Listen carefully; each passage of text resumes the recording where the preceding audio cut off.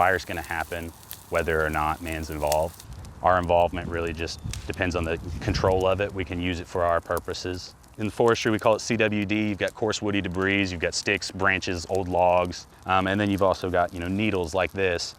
Without burning all of this fuel off, you have the potential for catastrophic wildfires, especially some that can kill the trees. With fuel like this, fire-adapted species, they'll get a little singed, but it won't kill them.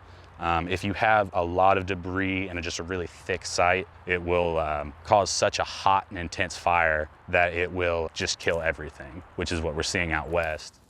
With the burn, you always have to manage your smoke-sensitive areas.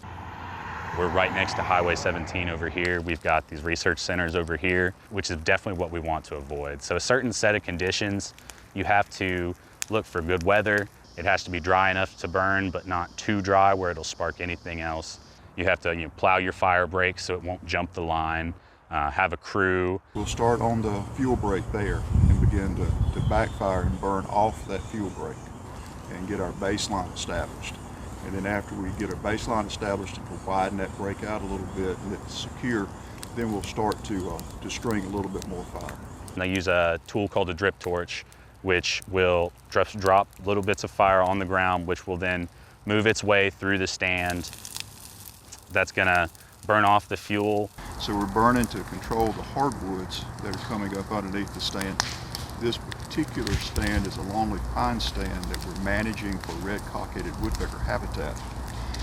Red cockaded is an endangered species. They have a very specific habitat requirement, and they don't like a hardwood mid-story.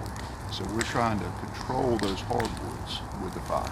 When we burn, we manage the smoke. That's one of the most important aspects that we manage for when we're burning. It's about managing the smoke so it doesn't mess with human populations, smoke-sensitive areas, doesn't cause any extraneous issues while we're also trying to accomplish our management goals. While it may not look aesthetically pleasing right off the bat, in the long-term effect, this will become a very aesthetically pleasing area. The fire returns nutrients to the soil that may not have been available in that larger litter.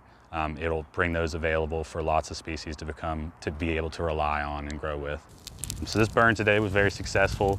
Went about it safely, managed the smoke, and accomplished our goals. All in all, that's a successful day's burn.